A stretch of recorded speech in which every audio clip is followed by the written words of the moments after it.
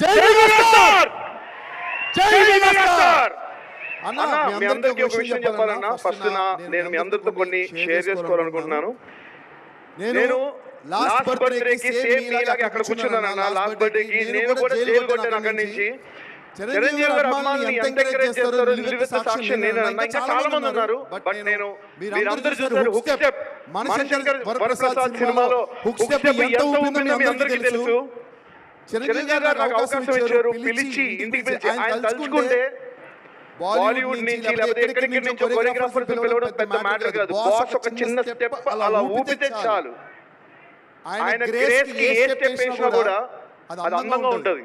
Because boss megastar Chiranjeevi గారు అంటేనే grace. Grace అంటే డాన్స్ అంటే చిరంజీవి గారు. మనకి చాలా ఫార్మ్స్ ఆఫ్ డాన్స్ ఉన్నాయన్న. కూచిపూడి అని, భరతనాట్యం అని, లేకపోతే మనకి డిఫరెంట్ వెస్టర్న్ అని, బాలీవుడ్ అని. కానీ చిరంజీవి గారికి స్టైల్ అంటూ ఒక క్రియేట్ చేసి మెగాస్టార్ స్టైల్ అని క్రియేట్ చేసిన మన బాస్ కి మా డాన్సర్స్ లో ఎంతో మంది ఈ రోజు ఇక్కడ ఇండస్ట్రీకి వచ్చారంటే దానికి కారణం చిరంజీవి గారు. చిరంజీవి గారు నాకు అవకాశము ఇంటికి పిలిచి ఒక సర్ప్రైజ్ గిఫ్ట్ లో ఇచ్చారన్న. నేను ఎవరిని అసలు జస్ట్ ఒక నార్మల్ పర్సన్ ని, ఏ దిక్కు తోచని టైంలో ఇండస్ట్రీలో అసలు నేను పైకి వస్తున్నానో తెలియని సిచ్యువేషన్ లో ఎన్నో ఈవెంట్లు ఇక్కడ ఎన్నో డాన్సులు చేశాను. చేసినప్పుడు ఎవరు నన్ను గుర్తించలేదన్న. కానీ సాక్షాత్తు దేవుడు అంటే ఏ దిక్కు తోచని టైంలో ఆ శివుడు వెనకాలండి వెనకాల ఇలా నట్టి నువ్వు ముందుకెళ్ళన్నప్పుడు చిరంజీవి గారు మాత్రం చేయించి నన్ను ముందుకు నడిపించి ఇదేరా నీ దారి అని నన్ను ఈ రోజు వరకు తీసుకొచ్చారన్న. పచ్చిగా చెప్తున్నా, 5,000 ఈ రోజు మా ఫ్యామిలీ తింటున్నామంటే దానికి కారణం చిరంజీవి గారు అన్న, మెగాస్టార్ చిరంజీవి గారు అన్న.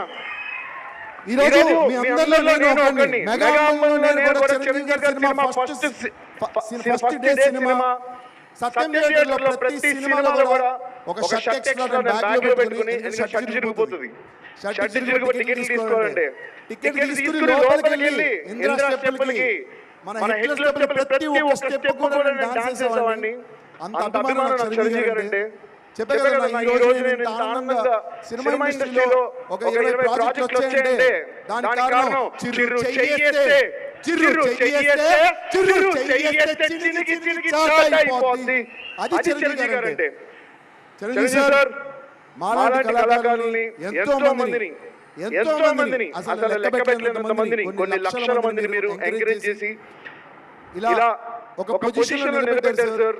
మీకు ఎప్పటికీ మేమందరం రుణపడిపోయి ఉంటాం సార్.